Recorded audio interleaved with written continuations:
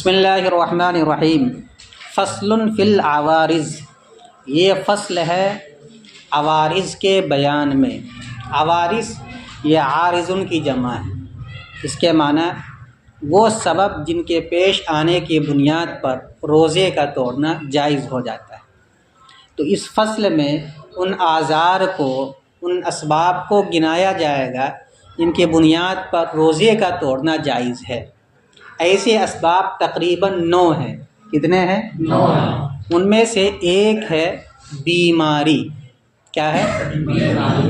Number 1 مرض، number 2 سفر، number 3 اکراہ، number 4 حمل کا ہو ٹھہرنا، نمبر 5 دودھ کا پلانا، نمبر 6 تیز بھوک کا لگنا، نمبر 7 بہت زیادہ پیاس کا لگنا، نمبر 8 بڑھاپے کا ہونا، اور نمبر 9 جہاد کا ہونا۔ یہ وہ 9 اسباب ہیں۔ کتنے اسباب ہیں؟ 9 اسباب۔ نمبر 1 مرض، نمبر 2 سفر، نمبر 3 اکراہ، نمبر 4 حمل، نمبر 5 رضاعت، نمبر 5 رضاعت دودھ کا پلانا، نمبر 6 تیز بھوک کا لگنا، نمبر 7 تیز پیاس کا لگنا، نمبر 8 بڑھاپے کا ہونا، اور نمبر 9 دشمنوں سے جہاد کرنا۔ یہ وہ 9 اسباب ہیں جن میں سے کسی ایک کے پائے جانے کے بنیاد پر روزے کا توڑنا جائز ہے۔ آپ کے صاحب کتاب نے ان 9 میں سے 7 کو گنایا ہے۔ کتنے کو؟ 7 کو، 2 کو چھوڑ دیا ہے۔ پہلا سبب یہ بتلا رہے ہیں کہ اگر کسی آدمی کو بیماری آنے کا ڈر ہو کہ اگر وہ روزہ رکھے گا تو بیمار پڑ جائے گا، تو اس صورت میں روزے کا توڑنا اس کے لیے جائز ہے، چاہے مرد ہو یا عورت۔ ٹھیک اسی طریقے سے ایک آدمی پہلے سے بیمار ہے لیکن زیادہ بیمار نہیں ہے، اس کو یہ لگ رہا ہے کہ اگر وہ روزہ رکھے گا تو بیماری اس کی بڑھ جائے گی، تو بھی روزہ توڑنا اس کے لیے جائز ہے، چاہے مرد ہو یا عورت۔ ٹھیک اسی طریقے سے ایک آدمی بیمار تو ہے، روزہ رکھنے کے بنیاد پر اس کو ڈر یہ ہے کہ اگر وہ روزہ رکھے گا تو یہ بیماری بڑھے گی تو نہیں، لیکن یہ بیماری دیر سے ٹھیک ہوگی، تو ان تینوں صورتوں میں روزے کا توڑنا جائز ہے، چاہے مرد ہو یا عورت۔ یعنی بیماری کے پیدا ہو جانے کا ڈر ہو، بیماری کے بڑھ جانے کا ڈر ہو، بیماری کے دیر سے ہونے کا ڈر ہو، ان تینوں صورت میں روزے دار کے لیے رمضان کے روزے کا توڑنا جائز ہے۔ اس عذر کے بنیاد پر توڑے گا تو صرف قضا کرے گا، کفارہ واجب نہیں ہوگا۔ ایک تو سبب یہ ہے۔ دوسرا سبب ہے حمل کا ہونا۔ بچہ اگر ماں کے پیٹ میں ہے اور اس کو ڈر ہے کہ اگر وہ اس حالت میں روزہ رکھے گی تو بچے کو نقصان پہنچ جائے گا، یا یہ ڈر ہے کہ اس کی عقل چلی جائے گی، یا یہ ڈر ہے کہ وہ خود مر جائے گی یا بچہ مر جائے گا، یا یہ ڈر ہے کہ وہ بیمار پڑ جائے گی، کمزور ہو جائے گی، تو ان صورتوں میں حاملہ عورت کے لیے روزے کا توڑنا جائز ہے، بشرطے کہ کسی ڈاکٹر نے یہ بتلا دیا ہو کہ اگر آپ روزہ رکھیں گے تو نقصان پہنچ سکتا ہے، اور وہ ڈاکٹر فاسق و فاجر نہ ہو، بلکہ وہ ڈاکٹر کیا ہو؟ عادل ہو، نیک ہو، مسلمان ہو، تجربہ کار۔ اس طرح کا ڈاکٹر اگر یہ کہتا ہے کہ اگر آپ روزہ رکھیں گی تو نقصان پہنچ سکتا ہے آپ کو یا آپ کے بچے کو، یہ بیماری بڑھ سکتی ہے، تو اس بنیاد پر حاملہ عورت کے لیے روزے کا توڑنا کیا ہے؟ جائز ہے۔ ٹھیک اسی طریقے سے حاملہ عورت کو یہ تجربہ ہے کہ اگر وہ حالت حمل میں روزہ رکھے گی تو وہ بیمار پڑ جائے گی۔ ڈاکٹر نے نہیں کہا، بلکہ خود ان کو تجربہ ہے، اس سے پہلے کئی ولادت ان کے یہاں ہو چکی ہے، ان کو تجربہ ہے کہ اس حالت میں روزہ رکھنے کے بنیاد پر اس سے پہلے ہم کو پریشانی ہو چکی ہے، تو اب اس تجربے کے بنیاد پر اس حاملہ عورت کے لیے روزے کا توڑنا جائز ہے، چاہے وہ رمضان کا ہی روزہ کیوں نہ ہو، قضا ہے، کفارہ نہیں۔ ٹھیک اسی طریقے سے تجربہ تو نہیں ہے، پہلے بچے کی ولادت ہونی ہے، لیکن نشانات یا علامتیں ایسی پائی جا رہی ہے کہ اگر وہ روزہ رکھے گی تو بیمار پڑ جائے گی، بچے کی جان جا سکتی ہے یا خود کی جان، اس کی جان جا سکتی ہے، یا عقل کے ضائع ہونے کا ڈر ہے، تو اس صورت میں بھی حاملہ عورت کے لیے روزے کا توڑنا کیا ہے؟ جائز ہے، قضا ہے، کفارہ نہیں۔ تو یہ دو سبب ہوا۔ تیسرا سبب ہے دودھ کا پلانا۔ اگر عورت دودھ پلا رہی ہے، چاہے وہ اپنا بچہ ہو یا دوسرے کا بچہ ہو، تو اس صورت میں اگر یہ ڈر یہ ہے کہ اگر یہ روزہ رکھے گی تو دودھ کا آنا بند ہو جائے گا اور بچہ پریشان ہو جائے گا، تو اس صورت میں مرضعہ کے لیے، دودھ پلانے والی عورت کے لیے روزے کا توڑنا جائز ہے۔ اگر بیوی ہے اور وہ بچہ ان کا اپنا بچہ ہے، تو اس صورت میں فقہا نے مسئلہ یہ لکھا ہے کہ اگر شوہر تنگ دست ہے تو اس صورت میں بیوی کے ذمے دودھ کا پلانا واجب ہے دیانتاً، اور اگر شوہر مالدار ہے تو اس صورت میں اگر متبادل موجود ہے تو بیوی کے ذمے دودھ کا پلانا واجب نہیں ہے، لیکن دیانتاً بہرحال پلانا ضروری ہے۔ تو بہرحال وہ اپنا بچہ ہو، شوہر تنگ دست ہو یا مالدار ہو، دیانتاً دودھ کا پلانا ماں کے لیے ضروری ہے۔ اب اگر اس کو یہ ڈر ہو کہ اگر وہ روزہ رکھے گی اس حالت میں تو دودھ کا آنا بند ہو جائے گا، جس کی وجہ سے بچے کو پریشانی ہوگی، یا میں کمزور ہو جاؤں گی اور بچے کو دودھ نہیں پلا پاؤں گی، چاہے وہ دوسرے کا بچہ ہو جس کی اجرت لے کر کے یہ دودھ پلا رہی ہے، تو اس صورت میں اس مرضعہ کے لیے، دودھ پلانے والے عورت کے لیے روزے کا توڑنا کیا ہے؟ جائز۔ البتہ اس میں ضابطہ یہی رہے گا کہ غالب گمان ہو کہ ایسا ہو جائے گا۔ اگر صرف وہم ہے، خیال ہے، تو پھر اس کا اعتبار نہیں کیا جائے گا۔ مثلا صرف یہ وہم ہے کہ اگر وہ روزہ رکھے گی تو کمزور پڑ جائے گی، غالب گمان نہیں ہے، تو اس صورت میں روزہ کا توڑنا اس کے لیے جائز نہیں رہے گا۔ اگر وہ روزہ توڑ لیتی ہے تو قضا کے ساتھ کفارہ بھی دینا پڑے گا۔ اسی طرح حاملہ عورت کو صرف گمان ہے، وہم ہے، غالب گمان نہیں ہے، تو بھی اس صورت میں اس کے لیے روزہ توڑنا جائز نہیں ہے۔ تو ان تمام صورتوں میں، تینوں صورت کے اندر غالب گمان کا ہونا ضروری ہے۔ مرض کے سلسلے میں بھی اسی طریقے سے، حالت حمل کے سلسلے میں عورت کو اپنے بارے میں خطرات ہو، خطرات کا غالب گمان ہو، یا دودھ پلانے والی عورت کو، تو ان تمام صورتوں میں اس کے لیے روزہ توڑنا جائز ہے، اور اگر صرف وہم اور خیال ہے تو اس کی بنیاد پر روزہ توڑنا جائز نہیں ہوگا۔ اسی طریقے سے ایک سبب ہے بہت تیز پیاس کا لگنا، نمبر 4 ہے بہت تیز پیاس کا لگنا، یعنی خطرہ یہ ہے کہ اگر وہ پانی نہیں پیے گا تو اس کی جان نکل جائے گی یا بہت زیادہ پریشان ہو جائے گا، تو اس صورت میں روزہ توڑنے کی اجازت، قضا ہے، کفارہ نہیں۔ نمبر 5 ہے بہت تیز بھوک لگی، یعنی بھوک اتنی تیز لگی ہے کہ اگر وہ نہیں کھایا تو مر جائے گا، پیاس اتنی تیز لگی ہے کہ اگر وہ نہیں پیا پانی تو مر جائے گا، تو ان دونوں صورتوں میں روزے دار کے لیے، چاہے وہ مرد ہو یا عورت ہو، روزے کا توڑنا کیا ہے؟ جائز ہے۔ یہ 5 اسباب پہلے دیکھیں۔ فصل فی العوارض، یہ فصل ہے عوارض کے بیان۔ لمن خاف زیادت المرض، روزہ توڑنا جائز ہے اس شخص کے لیے، یعنی الفطر جائز لمن خاف زیادت المرض، روزہ توڑنا جائز ہے ہر اس شخص کے لیے جسے بیماری کے بڑھ جانے کا ڈر ہو۔ بیماری کے بڑھ جانے میں 2 چیزیں ہیں، ایک تو یہ ہے کہ جو بیماری ہے اس میں اضافہ ہو جائے گا، اور دوسری صورت یہ ہے کہ جو بیماری ہے اس کے علاوہ کوئی دوسری بیماری اور پیدا ہو جائے گی، تو ان دونوں صورت میں روزے کا توڑنا جائز ہے، لیکن وہی غالب گمان ہونا چاہیے، صرف وہم کا اعتبار نہیں ہوگا۔ او بت البرئی، یا دیر سے ٹھیک ہونے کا ڈر ہو، کس کو؟ بیمار شخص، یہ تیسری صورت ہے۔ اس صورت میں روزے کا توڑنا کیا ہے؟ جائز ہے۔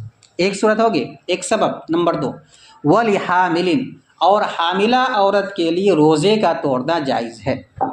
ومرضع، نمبر 3 دودھ پلانے والی عورت کے لیے روزے کا توڑنا جائز ہے۔ ظاہر سی بات ہے، دودھ عورت پلاتی ہے، مرد نہیں پلاتی۔ وہ صیغہ صفت جو صرف عورتوں کے ساتھ خاص ہو، اس میں تذکیر و تانیث دونوں برابر آتا ہے، جیسے حائض، حائضن، انا کو ہونا چاہیے تو کیا؟ حائضتن، لیکن حائض کا لفظ چونکہ یہ صفت عورت ہی کے ساتھ خاص ہے، ویسے ہی حامل، حاملہ کا ہونا یہ چیز عورتوں کے ساتھ خاص ہے، اسی طرح دودھ کا پلانا یہ عورتوں کے ساتھ ساتھ اس لیے مذکر کا صیغہ بھی اس کے لیے استعمال کیا جا سکتا ہے۔ نمبر 3 ومرضعن، اور دودھ پلانے والی عورت کے لیے روزہ توڑنا کیا ہے؟ جائز۔ کب؟ کہتے خافت نقصان العقل، ان دونوں صورت میں، حاملہ اور مرضعہ کی صورت میں، جبکہ انہیں ڈر ہو عقل کے ضائع ہو جانے کا، عقل کے کم ہونے کا، ایک صورت، اویل ہلاک، یا ہلاکت کا ڈر ہو، یعنی وہ خود اس کی جان چلی جائے گی یا بچے کی جان چلی جائے گی، اویل مرض علی نفسہما، یا یہ دونوں ڈر کرے اپنی ذات پر بیماری کے ہو جانے کا، تو بھی اس صورت میں روزہ توڑنا اس کے لیے کیا ہے؟ جائز۔ نسبن کان اور رضا، اس کا تعلق مرضعن سے ہے، چاہے وہ بچہ نسبی ہو اور رضاً یا رضائی، نسبن کان اور رضاً، خواہ وہ بچہ نسبی ہو یا وہ بچہ رضائی۔ کس خوف کا اعتبار کیا جائے گا؟ کہتا ہے کہ ضمن ایک بات بتلا رہے ہیں، والخوف المعتبر ما كان مستندا لغلبۃ الظن بتجربۃ او اخبار طبیب مسلم حاذق عدل، اور اس خوف کا اعتبار ہے جس کی بنیاد غلبہ ظن پر ہو، غالب گمان پر ہو، تجربہ کی وجہ سے، یا عادل ماہر مسلمان ڈاکٹر کے خبر دینے کی وجہ سے۔ اسی طرح ایک صورت اور بھی ہے کہ نشانات، کچھ علامتیں ایسی پائی جا رہی جس کے بنیاد پر ان کو لگ رہا ہے کہ ایسا ہو جائے گا، تو بھی اس صورت میں روزے کا توڑنا جائز ہے۔ اور اس خوف کا اعتبار، الخوف المعتبر، وہ خوف معتبر ہے، اس خوف کا اعتبار ہے ما کان مستندا لغلبۃ الظن، جس کا اعتبار غلبہ گمان پر ہو، غالب گمان پر ہو، بتجربۃ، تجربہ کی بنیاد پر، اس سے پہلے اس طرح ہو چکا ہے، اور اخبار طبیب مسلم حاذق عدل، یا نیک ماہر مسلمان ڈاکٹر کے خبر دینے کے لیے۔ پتہ چلا اگر کوئی غیر مسلم کہہ رہا ہے روزہ توڑنے کے لیے، تو اس صورت میں اس کی بات کا اعتبار نہیں کیا جائے گا جب تک اس کو غلبہ گمان نہ ہو جائے، یا ڈاکٹر تو ہے لیکن تجربہ کار نہیں ہے، تو بھی اس صورت میں اس کی بات کا اعتبار کر کے روزہ توڑنا اس کے لیے جائز نہیں رہے گا۔ اچھا، 3 سبب کا بیان ہو گیا، مرض، حمل اور رضاعت۔ نمبر 4 وَلِمَنْ حَصَلَ لَهُ عَطْشٌ شَدِيدٌ، اور اس شخص کے لیے روزے کا توڑنا جائز ہے جسے تیز پیاس لگی ہو۔ آگے اس کی صفت بیان کی جائے، یخاف منہ الہلاک، جس سے ہلاکت کا ڈر کیا جاتا ہو، جس سے ہلاک ہو جانے کا ڈر ہو، تب اس صورت میں روزہ کا توڑنا کیا ہے؟ جائز۔ نمبر 5 او جوع، یا تیز بھوک لگی ہو، یخاف منہ الہلاک، جس سے ہلاک ہو جانے کا ڈر ہو، یا جان کے جانے کا ڈر ہو، تو ایسی صورت میں روزے کا توڑنا کیا ہے؟ جائز، چاہے وہ مرد ہو یا عورت ہو۔ کتنی صورتوں کا بیان ہو گیا؟ کتنے اسباب کا بیان ہوا؟ 5۔ نمبر 1 مرض، نمبر 2 حمل، نمبر 3 رضاعت، نمبر 4 عطش شدید، نمبر 5 جوع شدید۔ نمبر 6 وللمسافر الفطر، اور مسافر شخص کے لیے روزے کا توڑنا جائز ہے، البتہ اس میں تفصیل یہ ہے کہ وہ صبح صادق کے وقت حالت سفر میں ہو، تب تو روزہ توڑنا جائز ہے، لیکن اگر وہ صبح صادق کے وقت گھر میں ہے مقیم، پھر اس کے بعد 10 بجے 11-12 بجے وہ نکلتا ہے سفر پر، تو اب اس صورت میں روزہ توڑنا اس کے لیے جائز نہیں ہے، ٹھیک ہے۔ اب اسی سے متعلق کچھ مسئلہ بیان کیا جا رہا ہے۔ ایک مسئلہ یہ بیان کیا جا رہا ہے کہ حالت سفر میں روزے کا توڑنا جائز ہے، لیکن بہتر کیا ہے؟ کہتے ہیں کہ 3 صورتوں کے اندر روزہ کا رکھنا زیادہ بہتر ہے، اور 3 صورتیں اگر نہ پائی جائے تو روزے کا نہ رکھنا زیادہ بہتر ہے۔ ایک صورت یہ ہے کہ اگر مسافر آدمی روزہ رکھے تو کوئی پریشانی نہ ہو، تو بہتر یہ ہے کہ وہ روزہ رکھ لے۔ دوسری صورت یہ ہے کہ مسافر آدمی کے جو رفقا ہیں سفر میں، ان میں سے اکثر لوگ روزے سے ہوں، تو ایسی صورت میں اس مسافر آدمی کے لیے بہتر یہی ہے کہ وہ روزہ رکھے۔ تیسری صورت یہ ہے کہ اکثر آدمی تو روزے سے نہیں ہے، لیکن اس کا توشہ کھانا اپنا ہے، ساتھیوں کا الگ ہے، تو اس صورت میں بھی بہتر یہی ہے وہ کیا کرے؟ روزہ لے۔ لیکن اگر اکثر آدمی روزے سے نہیں ہے تو روزہ توڑنا افضل ہے۔ اسی طریقے سے کھانے کے اندر کئی لوگ شریک ہیں، سب نے پیسہ جمع کر کے کھانا منگوا رکھا ہے، اکثر لوگ روزے سے نہیں ہیں، تو اس صورت میں بھی روزہ توڑنا اس کے لیے کیا ہے؟ بہتر ہے۔ یا یہ کہ روزہ رکھنا اس کے لیے باعث مشقت ہے، تو اس صورت میں روزہ نہ رکھنا اس کے لیے کیا ہے؟ زیادہ بہتر ہے۔ دیکھو وصومہ احب ان لم یضرہ، اور مسافر کے لیے روزہ رکھنا زیادہ پسندیدہ ہے، بہتر ہے اگر یہ روزہ اس کے لیے نقصان دہ نہ ہو۔ نقصان دہ نہیں ہے تو روزہ رکھنا بہتر، نقصان دہ ہے تو پتہ چلا روزہ توڑنا افضل۔ ایک صورت ہوگی وَلَمْ تَكُنْ عَامَّةُ رُفَقَتِهِ مُفْطِرِينَ، اور یہ کہ اس کے اکثر رفقا، عام مکن ترجمہ کریں گے اکثر، اور یہ کہ مسافر کے اکثر ساتھی روزہ توڑنے والا نہ ہو، یعنی اکثر لوگ کیا روزے سے ہو، تو بھی اس صورت میں روزہ رکھنا زیادہ بہتر ہے۔ نمبر 3 ولا مشترکین فی النفقۃ، اور تمام اکثر رفقا ان کے خرچ میں شریک نہ ہو۔ اگر شریک ہے تو اس صورت میں روزہ توڑنا افضل، شریک نہیں ہے تو روزہ رکھنا کیا ہے افضل ہے۔ فَإِن كَانُوا مُشْتَرِكِينَ، پس اگر اکثر رفقا خرچ کے اندر شریک ہو ایک صورت، اور مفطرین یا اکثر ان کے ساتھی روزہ نہ رکھنے والا، روزہ توڑنے والا، دو صورت، اور تیسری صورت وہی کیا کہ روزہ رکھنا اس کے لیے کیا نقصان دہ ہو، فَالْأَفْضَلُ فِطْرُهُ، تو اس مسافر کے لیے روزہ توڑنا یہ افضل ہے، موافقتاً للجماعت، جماعت کی موافقت کرتے ہوئے، یعنی اکثر لوگ اگر روزے سے نہیں ہے اور یہ آدمی روزہ رکھے گا تو ان کو پریشانی ہوگی، اب اس لیے بہتر یہ ہے کہ یہ بھی روزہ نہ رکھے، کیونکہ مسافر کے لیے دونوں اختیار، رکھ بھی سکتا نہیں رکھ سکتا، بہتر کیا۔ اچھا، ان 6 اسباب کی بنیاد پر، کتنے اسباب کو بیان کیا گیا؟ 6۔ ان 6 اسباب کی بنیاد پر اگر کوئی آدمی روزہ نہیں رکھ سکا، لیکن روزہ کو قضا کرنا ان سب کے ذمہ ضروری ہے، لیکن قضا کرنے کے لیے وقت بھی نہیں ملا، تو اب اس صورت میں ان کے ذمے سے قضا بھی کیا ہے معاف، قضا کا مواخذہ ان سے نہیں ہوگا۔ لیکن اگر رمضان کے مہینے کے گزر جانے کے بعد ان کو وقت مل گیا، مثلا 5 روزہ چھوٹا تھا ان اسباب میں سے کسی سبب کی بنیاد پر، اور 5 دن اس کو عید کے بعد مل گیا، تو اب اس صورت میں 5 روزے کی قضا کرنا اس کے ذمہ کیا ہے ضروری ہے۔ اگر کوئی آدمی قضا نہیں کر سکا تو مرنے سے پہلے وصیت کرنا ضروری ہے کہ ہر روزے کی طرف سے ایک ایک فدیہ ادا کر دو گے، جو صدقۃ الفطر کی مقدار ہے نصف سا گیہوں، اسی طریقے سے ہر روزے کی طرف سے نصف سا گیہوں وہ ادا کر دے، یا 1 سا کشمش یا جو یا چھوہرا وغیرہ دے تو 1 سا، یہ وصیت کرنا اس کی ذمہ داری۔ لیکن مان لیجئے کہ 10 روزہ حالت سفر میں نہیں رکھ سکا، عید کے بعد صرف اس کو 5 دن کا وقت ملا، تو صرف 5 روزے کی قضا کرنا اس کے ذمہ ضروری ہے، 5 کا تو وقت ہی نہیں ملا، اس لیے اس کا قضا کرنا اس کے ذمہ ضروری نہیں۔ تو اب اگر 5 دن کی وہ قضا کر لیتا ہے 5 دن میں، اب اگر وہ 5 دن میں قضا کر لیتا ہے تو بہت اچھی بات، لیکن اگر وہ قضا نہیں کر سکا اور موت کا وقت آ گیا، تو اب اس صورت میں 5 دن کے روزے کی وصیت کرنا ضروری، 10 دن کی نہیں بلکہ کتنے دن کی؟ 5 دن کے، جتنا وقت ان کو ملا ہے اسی کے بقدر وصیت کرنا کیا ہے ضروری ہے، ثلث مال سے اس کو ادا کرے گا ان کا ورثہ۔ اور اگر کوئی آدمی مال ہے ہی نہیں کچھ تو توبہ استغفار کرے، کیا کرے توبہ استغفار۔ دیکھو وَلَا يَجِبُ الْإِيسَاءُ عَلَى مَن مَّاتَ قَبْلَ زَوَالِ عُذْرِهِ، اور وصیت کرنا کس کی؟ فدیے کی، روزے کی نہیں، روزے کے اندر بدل نہیں ہے، ایسا نہیں ہے کہ ایک آدمی روزہ نہیں رکھ سکا ہے تو اس کے بدلے میں کوئی دوسرا آدمی روزہ رکھ لے۔ عبادات کی 3 قسمیں، ایک ہے خالص عبادت بدنی، اور ایک ہے خالص عبادت مالی، اور تیسری صورت ہے من وجہ بدنی اور من وجہ مالی۔ جو عبادت خالص بدنی ہے اس کے اندر نیابت نہیں ہو سکتی، جیسے کہ نماز پڑھنا ہے، جیسے کہ روزہ رکھنا ہے۔ کوئی آدمی سوچے کہ ہم نماز نہیں پڑھ پا رہے ہیں، ہم تم کو پیسہ دیں تم ہماری طرف سے نماز پڑھ لو، نماز ادا نہیں ہوگی۔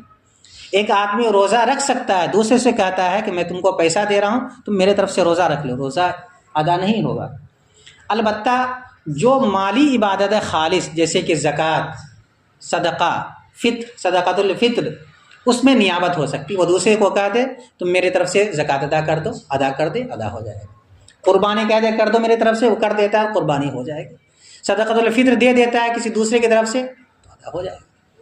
اور جو عبادت من وجہ مالی ہے اور من وجہ بدنی ہے، جیسے کہ حج، تو اس میں مجبوری کی صورت میں نیابت جائز ہے، بغیر مجبوری کی صورت میں نیابت جائز نہیں ہے۔ سمجھ میں آیا؟ تو اب ایک آدمی وصیت کرے گا، کس کی وصیت کرے گا؟ روزہ رکھنے کی نہیں، بلکہ ہر روزے کی طرف سے ایک فدیہ ادا کرنے کی وہ وصیت کرے گا۔ کب؟ جب کہ ان کو وقت مل جائے۔ لیکن اگر وقت ہی نہیں ملا تو وصیت کرنا واجب بھی نہیں، اسی کو بیان کیا جا رہا ہے۔ ولا یجب الایصاء، اور وصیت کرنا، فدیے کی وصیت کرنا واجب نہیں ہے، علی من مات، اس شخص کے ذمے جو انتقال کر رہا ہے، یعنی کہ انتقال کر چکا ہے۔ انتقال کرنے کے بعد کیا وصیت کرے گا؟ یعنی جو مرنے والا ہے، اور وصیت کرنا، فدیے کی وصیت کرنا واجب نہیں ہے اس شخص کے ذمے جو مرنے والا ہے، قبل زوال عذرہ، اس کے عذر کے ختم ہونے سے پہلے۔ مثلا ابھی حالت سفر ہی میں ہے، رمضان کے بعد بھی حالت سفر ہی میں ہے، واپس نہیں آیا، وصیت کرنا، عذر اس کا ختم نہیں ہوا، بیماری ختم نہیں ہوئی ہے، عذر ختم نہیں ہوا ہے۔ اسی طریقے سے بچہ ابھی پیٹ ہی میں ہے، حالت حمل ہی میں، عذر ختم نہیں ہوا ہے، بچے کو دودھ پلا ہی رہی ہے تو عذر اس کا ختم نہیں ہوا۔ تو ان اسباب کے ختم ہونے کے بنیاد پر، ان اسباب کے ختم ہونے سے پہلے اس کا عذر ختم جب نہیں ہوگا تو وصیت کرنا بھی لازم نہیں۔ قبل زوال عذر ہی، اس کے عذر کے ختم ہونے سے پہلے۔ بمرض، مرض کے بنیاد پر، و سفر کے بنیاد پر، و نحوی، اور اس کے علاوہ کے بنیاد، یعنی حمل ہے، اسی طرح رضاعت ہے، یہ سب شامل ہے، کما تقدم، جیسا کہ گزر چکا، یعنی ابھی گزرا۔ 6 اسباب کو تقریباً گنایا۔ اچھا، اگر وقت مل جاتا ہے تو کوشش یہ کرے کہ اس میں وہ قضا کر لے، نہیں کر سکا تو اب اس صورت میں اس کا جو بدل ہے وصیت، فدیہ، وہ فدیے کی وصیت کرے۔ وَقَضَوْا مَا قَدَرُوا عَلَىٰ قَضَائِهِ بِقَدْرِ الْإِقَامَةِ وَالصِّحَّةِ، اور وہ قضا کرے، یعنی مذکورہ لوگ قضا کریں گے، ما قدروا علی قضائی، اسی کے بقدر جس کی قضا کی ادائیگی پر وہ قادر ہوا ہے، بقدر الاقامت، اقامت کے بقدر، اور صحت کے بقدر، یعنی جتنا ان کو وقت مل گیا، جتنا وہ روزہ رکھ سکتا تو اتنا قضا کرنا ضروری ہے، قضا کر لے۔ لیکن اگر قضا نہیں کر سکا تو اب اس صورت میں وصیت کرنا ان کے ذمہ کیا ہو جائے گا؟ واجب ہو جائے گا۔ ولا یشترط التتابع فی القضاء فإن جاء رمضان آخر قدم علی القضاء ولا فدیۃ بالتاخیر الیہ۔ اب یہاں سے ایک اور مسئلہ بیان کیا جا رہا ہے کہ وصیت کرنا کب واجب ہے اور کب واجب، یہ بتلایا گیا۔ لیکن اگر قضا پر وہ قادر ہے تو اب وہ کیا کرے گا؟ قضا کرے گا کہ نہیں کرے گا؟ لیکن قضا کرنے میں کیا تسلسل کے ساتھ روزہ رکھنا ضروری ہے، کیونکہ رمضان کا روزہ وہ روزہ ہے، ادا روزہ، جس میں تسلسل ضروری ہے۔ آپ اس سے پہلے پڑھے ہیں کہ تقریباً 13 قسم کے روزے ہیں، اور ان 13 قسم میں سے 7 قسم کے روزے وہ ہیں جس کے اندر ترتیب وار روزہ رکھنا ضروری ہے۔ ان میں سے ایک رمضان کا ادا روزہ بھی ہے۔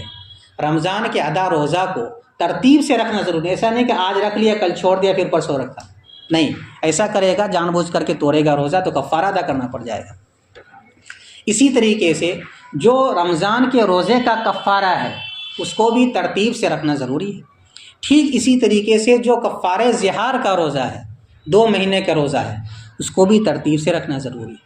ٹھیک اسی طریقے سے جو کفارہ قتل کا روزہ ہے، ان کو بھی ترتیب سے رکھنا ضروری۔ کفارہ قتل خطا کا جو روزہ ہے 2 مہینے کا روزہ رکھنا، اس میں بھی ترتیب کے ساتھ رکھنا ضروری ہے۔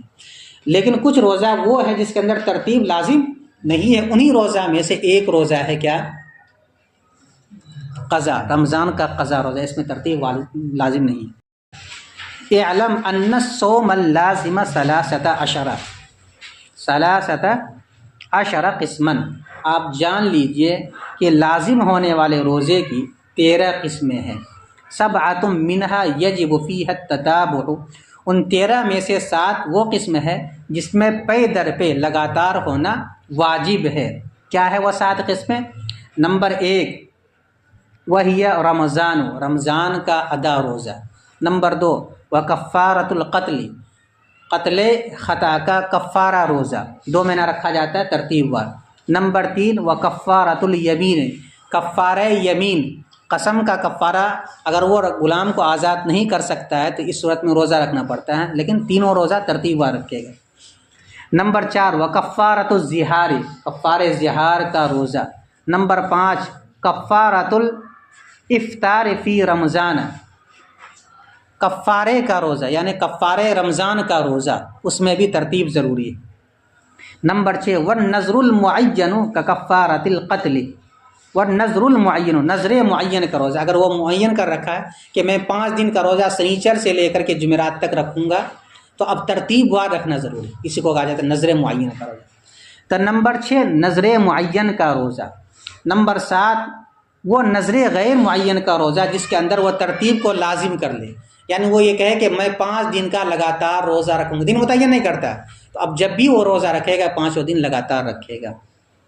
تو یہ 7 قسمیں وہ ہیں جس کے اندر ترتیب کے ساتھ روزہ رکھنا ضروری ہے۔ ان کے علاوہ 6 صورتیں اور ہیں جس میں ترتیب کے ساتھ روزہ رکھنا ضروری ہے۔ دیکھو آگے اسی میں ہے وَسِتَّةٌ مِّنْهَا لَا يَجِبُ فِيهَا التَّتَابُعُ، اور 6 روزہ وہ ہے ان 13 قسموں میں سے جس میں ترتیب واجب نہیں ہے۔ وَهِيَ قَضَاءُ رَمَضَانَ، اسی میں سے ایک رمضان کا قضا روزہ، اس کے علاوہ اور بھی 6 قسموں کو بیان کیا گیا، اسی کو یہاں بیان کیا گیا۔ تو رمضان کا جو قضا روزہ وہ رکھے گا، یہ تمام وہ لوگ جن کو آزار کی بنیاد پر روزہ کو توڑنے کی اجازت دی گئی تھی، تو ترتیب کے ساتھ رکھنا ضروری نہیں، رکھ لے گا تو بہتر ہے لیکن رکھنا ضروری نہیں۔ ولا یشترط التتابع فی القضاء، اور قضا روزے کے اندر پے در پے ہونے کی شرط نہیں لگائی جاتی ہے، ترتیب کی شرط نہیں لگائی جاتی۔ فإن جاء، اب اسی پر ایک مسئلہ متفرق کر رہے ہیں کہ مثال کے طور پر ایک آدمی کا اس رمضان میں روزہ کچھ قضا ہو گیا، پورا سال گزر گیا لیکن وہ قضا نہیں کر سکا کاہلی کی بنیاد پر یا کسی اور وجہ سے، دوسرا رمضان شروع ہو گیا، اس میں بھی کچھ روزہ وہ سفر میں نکل گیا، کسی ضرورت سے سفر میں چلا گیا، روزہ نہیں رکھ سکا، تو اب 2 رمضان کا روزہ قضا ہو گیا۔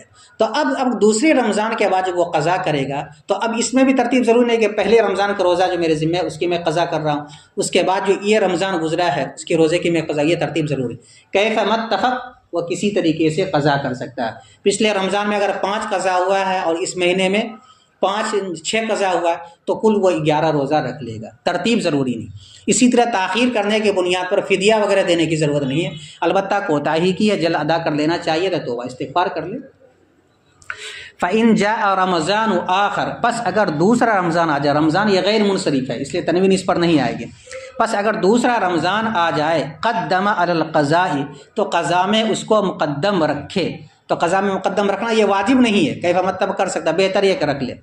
ولا فدیۃ بالتاخیر الیہ، اور دوسرے رمضان تک مؤخر کرنے کی وجہ سے کوئی فدیہ واجب نہیں ہوگا۔ تو اب تک کتنے اسباب کو بیان کیا گیا؟ 6 کو۔ کتنے اسباب کو؟ جن کی بنیاد پر روزے کا توڑنا کیا ہے؟ جائز۔ نمبر 7 وَيَجُوزُ الْفِطْرُ لِشَيْخٍ فَانٍ وَأَزْوَاجٍ فَانِيَةٍ، اور روزہ توڑنا خودسٹ بوڑھا شخص کے لیے اور خودسٹ بوڑھی عورت کے لیے جائز ہے، یعنی اتنا بوڑھا ہو گیا ہے کہ اب وہ روزہ رکھنے پر قادر ہی نہیں، تو بڑھاپا ایک ایسا مرض ہے کہ جس کا کوئی علاج نہیں ہے۔ اب ظاہر سی بات، وہ روزہ تو بوڑھا آدمی رکھ نہیں سکتا ہے، بوڑھی عورت ہے تو روزہ رکھ نہیں سکتے، اب وہ کیا کرے گی؟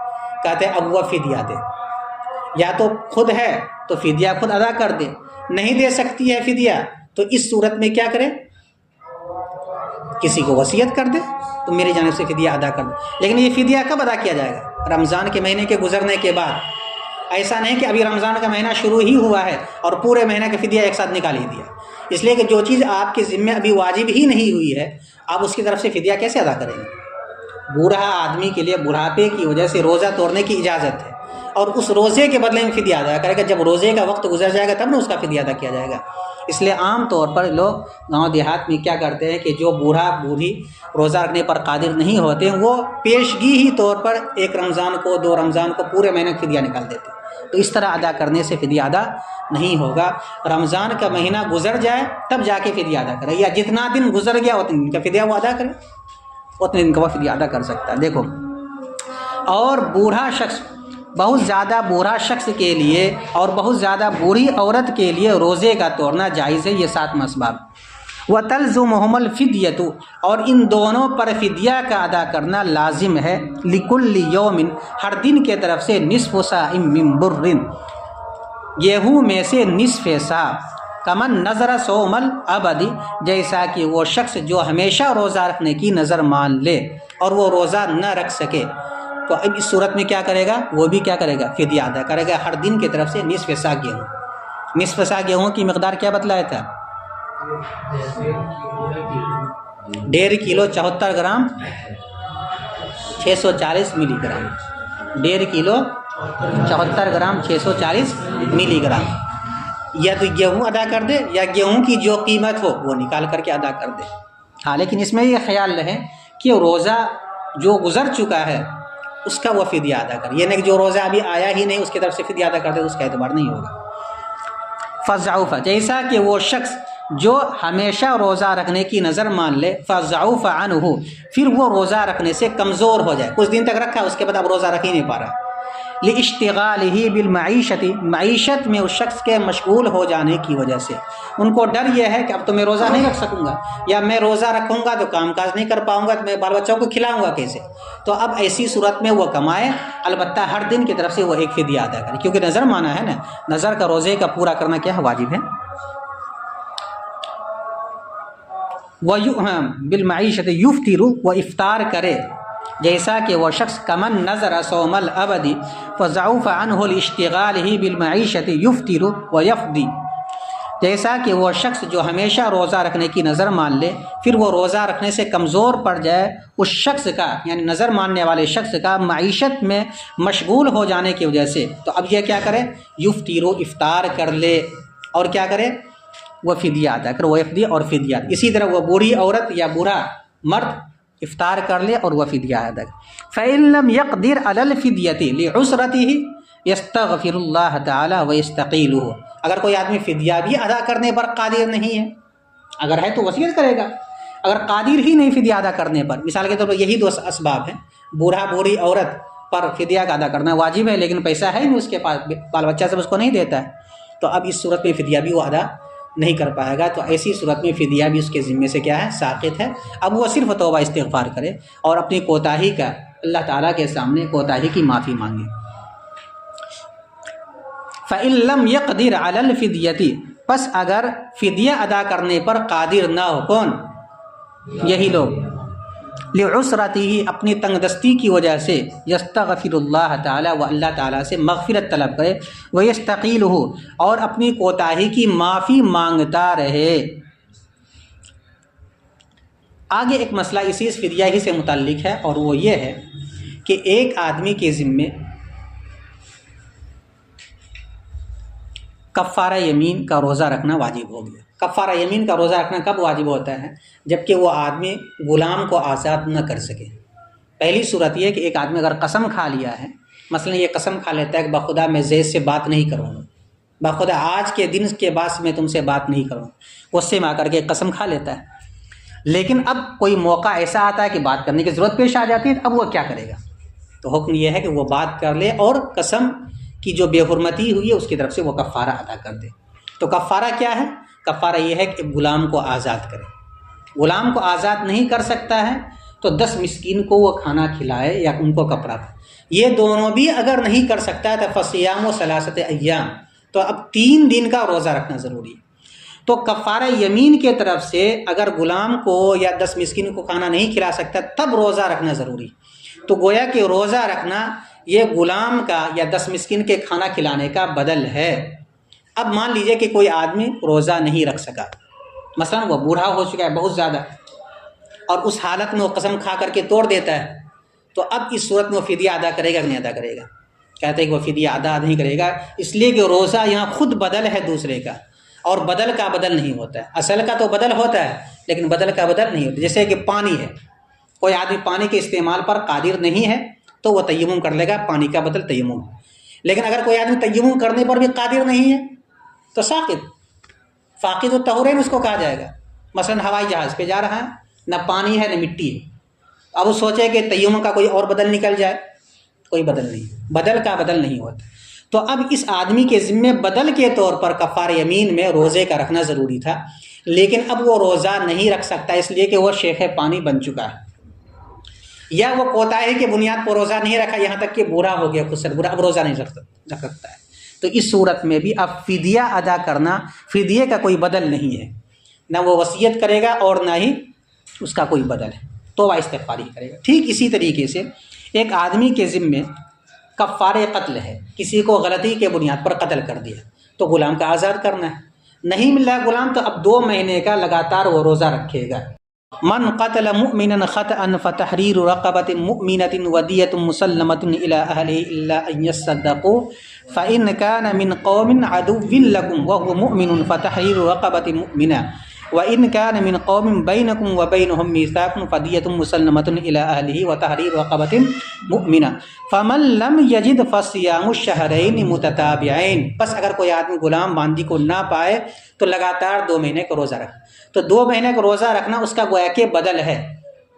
تو اب کوئی آدمی روزہ نہیں رکھ سکتا ہے مثلا اس بنیاد پر کہ وہ شیخ فانی بن چکا ہے، یا شیخ فانی نہیں ہے، کوتاہی کی بنیاد پر شیخ فانی کی عمر کو پہنچ گیا، تو اب اس کا کوئی بدل نہیں سوائے توبہ استغفار کی. دیکھو ولو وجبت علیہ کفارۃ یمین او قتل، اور اگر کسی شخص کے ذمے کفارہ یمین کا روزہ واجب ہو، کفارہ یمین نہیں بلکہ کفارہ یمین کا روزہ واجب ہوا ہو، یا کفارہ قتل خطا کا روزہ واجب ہوا ہو، فلم یجد ما یکفر بہ من عتق، پس اگر وہ نہ پائے اس چیز کو جس کے ذریعے وہ کفارہ ادا کر سکے، یعنی غلام کو آزاد کرنا، وہو شیخ فانی، اس حال میں کہ وہ شیخ فانی ہے، تو اب تو روزہ رکھنے کا حکم تھا لیکن روزہ اب رکھ ہی نہیں سکتا. ابھی پڑھ چکے کہ شیخ فانی کے لیے روزے کا توڑنا کیا ہے، جائز ہے.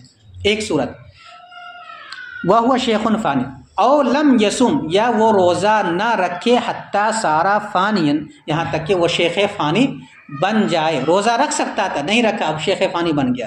تو ان دونوں صورتوں میں کہتے ہیں کہ لا یجوز لہ الفدیۃ، ان دونوں کے لیے فدیہ کا ادا کرنا جائز نہیں ہے. سوچے کہ ہر روزے کے بدلے ہم فدیہ ادا کر دیتے ہیں تو کام نہیں چلے گا، اس لیے کہ روزہ یہاں خود بدل ہے، بدل کا بدل نہیں ہوتا. برخلاف رمضان کے روزے کے بارے میں روزہ خود اصل ہے، وہاں نہیں رکھ سکتا، اب اس کا فدیہ ادا کرے گا. لا یجوز لہ الفدیۃ، اس شخص کے لیے فدیے کا ادا کرنا جائز نہیں. کیوں؟ لأن الصوم ہنا بدل عن غیرہ، اس لیے کہ روزہ رکھنا ان دونوں صورتوں میں یہاں پر غیر کا بدل ہے. غیر کا بدل کیا ہے؟ غلام کے آزاد کرنے کا بدل ہے. نہیں کر سکتا تو اب روزہ رکھنا ہے، اب اس کا بدل نہیں ہوگا. اچھا آگے روزہ توڑنے کے اسباب میں سے تو 6 کو گنا دیا. کتنے کو؟ 6 کو کہ 7 کو؟ روزے توڑنے کے 7 اسباب کو گنایا گیا. اس کے علاوہ 2 اسباب اور ہیں. وہ کیا ہے؟ ایک اکراہ، کوئی آدمی زبردستی کہ تم روزہ توڑو نہیں تو مار دیں گے. تو اب اس صورت میں آپ مسئلہ پڑھ چکے، روزہ توڑتے اس صورت میں کیا جائز ہے، کفارہ واجب نہیں ہو. پتہ چلا کہ اکراہ کے بنیاد پر بھی روزہ توڑنے کی اجازت ہے. ٹھیک اسی طریقے سے ایک آدمی کو یہ لگ رہا ہے کہ کل ہمارا دشمنوں کے ساتھ مقابلہ ہونا ہے میدان جہاد میں، اگر میں نے روزہ رکھا تو میں کمزور پڑ جاؤں گا اور دشمنوں سے مقابلہ نہیں کر پاؤں گا، تو اب اس بنیاد پر بھی روزہ توڑنا اس کے لیے کیا ہے، جیسے ان دونوں کو یہاں نہیں گنایا. اکراہ کی مثالیں یا اکراہ سے متعلق مسائل اس سے پہلے آپ پڑھ چکے، تو گویا کہ ضمن وہ بھی آ گیا. اب ایک اور مسئلہ بتلاتے ہیں، یہ تو رمضان کے روزے سے متعلق ہے کہ ان 9 اسباب میں سے کسی ایک سبب کے بنیاد پر رمضان کا روزہ توڑنا کیا ہے، جائز ہے. نفل روزے کے بارے میں آپ آگے ایک مسئلہ بتلایا جا رہا ہے کہ ایک آدمی نفل روزہ رکھا ہوا ہے. آپ مسئلہ پڑھ چکا ہے، اگر کوئی آدمی نفل روزہ کو توڑ دیتا ہے تو اس کی قضا ہے. تو کیا نفل روزہ کا توڑنا جائز ہے؟ کوئی صورت میں کہتے ہیں کہ نفل روزہ کو توڑنے کی ایک صورت ہے، اور وہ یہ ہے کہ کوئی آدمی آپ کے یہاں مہمان بن جائے، تو اب آپ کے لیے اس مہمان کے اعزاز میں روزہ کا توڑنا یہ کیا ہے، جائز، بغیر کسی عذر. یعنی مہمانی خود یہ نفس عذر ہے. جیسے یہ 7 اسباب ہیں، اسی طرح نفل روزہ کے حق میں ایک سبب یہ بھی ہے کہ وہ کیا کوئی مہمان آ جائے، تو مہمان کا آ جانا یہ نفل روزہ کے توڑنے کے لیے جواز کا ایک بہترین سبب ہے. روزہ توڑ سکتا ہے، کھا لے گا، اور اس کے بعد جو وہ مہمان چلے جائے بعد میں قضا کر لیں. حدیث پاک میں آتا ہے کہ اگر کوئی آدمی مہمان کے اعزاز میں روزہ توڑ دیتا ہے تو ایک روزہ توڑنے کے بنیاد پر 1000 روزے کا ثواب ملتا ہے. اور اگر کوئی آدمی روزے کو پھر اس روزے کی وہ قضا کرتا ہے، اور جب بعد میں وہ اس روزے کی قضا کرتا ہے تو ایک روزے کے بنیاد پر 2000 روزے کا ثواب ملتا ہے. بتلائے کتنی بڑی بشارت، بڑی خوشخبری ہے مہمانوں کے لیے. تو یہ مہمان کی برکت ہے کہ ان کے بنیاد پر روزہ بھی توڑنے کی اجازت مل گئی اور نیکیاں بھی بے شمار ملی. ٹھیک اسی طریقے سے ایک آدمی کسی کے یہاں مہمان بنے، مثلا ایک آدمی کہتا ہے کہ مولانا کل آپ کی دوپہر میں میرے یہاں دعوت ہے، اور اتفاق سے کل کے دن وہ نفل روزہ رکھا ہوا ہے، نفل روزہ اس کو یاد نہیں تھا، نفل روزہ رکھ لیا. اب تو اس کے لیے ضروری ہے کہ وہاں چلا جائے، کہاں، جس کی دعوت قبول کی، اس لیے کہ دعوت کو قبول کرنا یہ واجب ہے، مسلمانوں کا حق ہے. وہاں جانے کے بعد میزبان کو یہ کہے کہ میرا روزہ ہے، نفل روزہ ہے، اگر اجازت ہو تو میں روزہ نہ توڑوں. اگر وہ اجازت دیتا ہے تو بہت اچھا، لیکن اگر کہیں نہیں میں نے آپ کو بہت شوق سے دعوت دیا تھا، اتنا محنت سے میں نے بریانی بنوائی، فلاں کھانا بنوایا، اتنا میں نے خرچہ کیا، آپ روزہ رکھ لیے، تو اب اس صورت میں وہ روزہ توڑ دے، توڑنے کے بنیاد پر وہی ثواب ملے گا، کتنا؟ 1000 روزہ توڑنے کا ثواب، 1000 روزہ رکھنے کا ثواب، اور جب قضا کرے گا اس کی تو 2000، اسی کے بارے میں کہا ہے۔ دیکھو وَيَجُوزُ لِلْمُتَطَوِّعِ الْفِطْرُ، اور نفل روزہ رکھنے والے شخص کے لیے جائز ہے روزہ توڑنا بلا عذر، بغیر کسی عذر کے۔ وفی روایت وضیافت عذر، اور ایک روایت میں ہے کہ ضیافت بھی ایک عذر ہے، بغیر عذر کے بھی توڑ سکتا ہے، ضیافت ایک بہترین عذر ہے۔ علی الازہر، اظہر قول کے مطابق، کس کے لیے؟ للضیفی، مہمان کے لیے، والمضیفی، اور میزبان کے لیے۔ میزبان مہمان کے آنے کی وجہ سے روزہ توڑے، اور یہ آدمی دوسرے کے یہاں مہمان بن جائے اس ضیف کے بنیاد۔ وَلَهُ، اب آگے کہتے ہیں وَلَهُ الْبِشَارَةُ بِهَذِهِ الْفَائِدَةِ الْجَلِيلَةِ، اور اس شخص کے لیے اس بڑے فائدے کی خوشخبری ہے۔ کون سے بڑا فائدہ؟ یہ جو بتلایا، روزہ توڑنے پر 1000 کا ثواب ملتا ہے، اور روزہ رکھنے کے بعد 2000، اس کی بشارت۔ اچھا، اب آگے کہتے ہیں کہ وَإِذَا أَفْطَرَ عَلَىٰ أَيِّ حَالٍ عَلَيْهِ الْقَضَاءُ، ان دونوں صورت میں عذر کے بنیاد پر نفل روزہ توڑنا تو جائز ہے مہمانوں کی وجہ سے یا میزبان کی وجہ سے، لیکن ہر صورت میں اس کے ذمے قضا کرنا ہے۔ وَإِذَا أَفْطَرَ، اور جب وہ روزہ توڑ دے، عَلَىٰ أَيِّ حَالٍ، جس بھی حال، یعنی یہ مہمان بنے کسی کا یا اس کے یہاں کوئی دوسرا آدمی مہمان بنے، عَلَيْهِ الْقَضَاءُ، اس کے ذمے قضا کرنا ہے، إِلَّا إِذَا شَرَعَ مُتَطَوِّعًا فِي 5 أيام، البتہ ایک صورت مستثنیٰ ہے کہ اگر نفل روزہ رکھ کر کے بھی توڑ دیتا ہے تو قضا نہیں ہے۔ وہ صورت کیا ہے کہ وہ 5 ایام میں سے کسی دن روزہ رکھ لے، وہ 5 ایام جس میں روزہ رکھنا جائز نہیں ہے، عید الفطر کے دن، عید الاضحیٰ کے دن، اور اس کے بعد 3 دن، ان 5 دنوں میں اگر کوئی آدمی نفل روزہ رکھ لیتا ہے اور توڑ دیتا ہے تو قضا بھی نہیں ہے۔ امام ابو حنیفہ رحمۃ اللہ علیہ کا یہی قول ہے۔ البتہ حضرات صاحبین رحمۃ اللہ علیہ کے قول یہ ہے اس سلسلے میں، حضرات صاحبین رحمۃ اللہ علیہ کی رائے اس سلسلے میں یہ ہے کہ ان کے ذمہ قضا ہے، بعد میں وہ قضا کرے گا۔ الا اذا شرع متطوعا فی 5 ایام، مگر یہ کہ وہ نفل روزہ شروع کرے 5 دنوں میں، یعنی عید اور بقرعید کے 2 دن میں، وہ ایام تشریق اور ایام تشریق میں، فلا یلزمہ قضاؤها، تو ان دنوں کی قضا ان کے ذمے نہیں ہے، ان دنوں کی روزے کو توڑنے کی وجہ سے، ظاہر روایت کے مطابق، واللہ عالم، اور اللہ تعالیٰ زیادہ بہتر جانتا ہے۔ ترجمہ ایک مرتبہ پھر سے دیکھ، یہ فصل ہے عوارض کے بیان میں۔ روزہ توڑنا جائز ہے اس شخص کے لیے جسے ڈر ہو بیماری کے بڑھ جانے کا یا دیر سے بیماری کے ٹھیک ہونے کا، ولحامل، اور حاملہ عورت کے لیے جائز ہے، ومرضع، اور دودھ پلانے والی عورت کے لیے روزہ توڑنا جائز ہے، خافت نقصان العقل، جبکہ اسے عقل کے کم ہونے کا ڈر ہو، یا ہلاک ہو جانے کا ڈر ہو، یا اپنی جان پر بیماری کے بڑھ جانے کا ڈر ہو، خواہ وہ بچہ نسبی ہو یا رضائی ہو، اور اس خوف کا اعتبار ہے جس کی بنیاد غالب گمان پر ہو، تجربہ کی وجہ سے، یا نیک ماہر مسلمان ڈاکٹر کے خبر دینے کی وجہ سے۔ اسی طریقے سے روزہ توڑنا جائز ہے اس شخص کے لیے جسے تیز پیاس لگی ہو، اور اس شخص کے لیے جسے تیز بھوک لگی ہو، یخاف منہ الہلاک، جس سے ہلاک ہو جانے کا ڈر کیا جاتا ہو۔ اسی طرح روزہ توڑنا جائز ہے مسافر کے لیے، اور روزہ رکھنا مسافر کے لیے زیادہ پسندیدہ ہے اگر وہ اس کے لیے نقصان دہ نہ ہو، اور نہ ہی ان کے اکثر رفقا روزہ توڑنے والا ہو، اور نہ ہی ان کے اکثر رفقا خرچ کے اندر شریک ہو۔ پس اگر وہ خرچ کے اندر شریک ہو یا روزہ توڑنے والا ہو اکثر رفقا، تو اس کا روزہ توڑنا یہ افضل ہے جماعت کی موافقت میں۔ اور وصیت کرنا، روزے کی فدیے کی وصیت کرنا واجب نہیں ہے اس شخص پر جو مرنے والا ہے اپنے عذر کے ختم ہونے سے پہلے، بیماری کی وجہ سے یا سفر کی وجہ سے یا اس کے علاوہ کی وجہ سے، کما تقدمہ، جیسا کہ گزر چکا، یعنی اسباب ان کا گزر چکا۔ اور قضا کرے گا اسی کے وقت جس کی قضا کرنے پر یہ قادر ہوا ہے، اقامت اور صحت کے وقت۔ اور قضا روزے میں پے در پہ لگاتار ہونے کی شرط نہیں لگائی جاتی ہے، پس اگر دوسرا رمضان آ جائے تو قضا میں اس کو مقدم رکھے، یہ بہتر ہے، اور دوسرے رمضان تک مؤخر کرنے کی وجہ سے کوئی فدیہ واجب نہیں ہوگا۔ اسی طریقے سے 7واں سبب ہے، اور روزہ توڑنا جائز ہے شیخ فانی شخص کے لیے اور شیخ فانیہ یا بوڑھی عورت کے لیے، خصت بوڑھی عورت کے لیے، اور روزہ توڑنا جائز ہے خودسٹ بوڑھا شخص کے لیے یا خودسٹ بوڑھی عورت کے لیے، اور ان دونوں کے ذمے فدیہ کا ادا کرنا لازم ہے ہر روز ہر دن کے طرف سے گیہوں میں سے نصف سا، جیسا کہ وہ شخص جو ہمیشہ روزہ رکھنے کی نظر مان لے پھر وہ روزہ رکھنے سے کمزور پڑ جائے، اس نظر ماننے والے شخص کا معیشت میں مشغول ہو جانے کی وجہ سے، تو اب یہ لوگ کیا کریں گے؟ افطار کرے اور فدیہ دے۔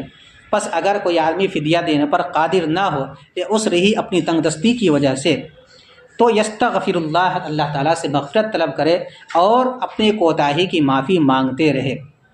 اسی سے متعلق کوئی مسئلہ، اور اگر کسی شخص کے ذمے کفارہ یمین کا روزہ واجب ہو گیا ہو یا کفارہ قتل خطا کا روزہ واجب ہو گیا ہو اور وہ اس چیز کو نہ پائے جس سے وہ کفارہ ادا کر سکے، یعنی غلام وغیرہ، درا حال ہے کہ وہ شیخ فانی بن چکا ہو، شیخ فانی ہو، درا حال ہے کہ وہ شیخ فانی ہو، یا وہ روزہ نہ رکھے یہاں تک کہ وہ شیخ فانی بن جائے، تو اب اس کے لیے فدیہ ادا کرنا جائز نہیں ہے، اس لیے کہ روزہ ان دونوں صورتوں میں غیر کا بدل ہے۔ اور نفل روزہ رکھنے والے کے لیے روزہ توڑنا جائز ہے بغیر کسی عذر کے، اور ایک روایت میں ہے کہ ضیافت بھی ایک عذر ہے اظہر قول کے مطابق، مہمان بننے والے شخص کے لیے اور میزبان کے لیے، اور اس کے لیے بڑی بشارت ہے اس روزہ توڑنے پر، بہذہ الفائدۃ الجلی، وہی بشارت جو سنایا گیا۔ اور جب روزہ توڑ لے کوئی بھی، چاہے مضیف ہو یا ضیف ہو، تو اس کے ذمے قضا واجب ہے، مگر یہ کہ وہ نفل روزہ شروع کرے 5 دنوں میں، یعنی عید اور بقرعید کے دن میں اور ایام تشریق میں، تو ان کے ذمے ان دنوں کی قضا واجب نہیں ہے، ان دنوں کے روزہ کو توڑنے کی وجہ سے، ظاہر روایت کے مطابق واللہ اعلم بالصواب۔ یہ امام ابو حنیفہ رحمۃ اللہ علیہ کے قول کے مطابق ہے، اور حضرات صاحبین رحمۃ اللہ علیہ کے قول کے مطابق روزے کی قضا کرنا ان کے ذمے بھی ضروری ہے، جو نفل روزہ رکھ کر کے توڑ دیتا ہے ان دنوں میں بس۔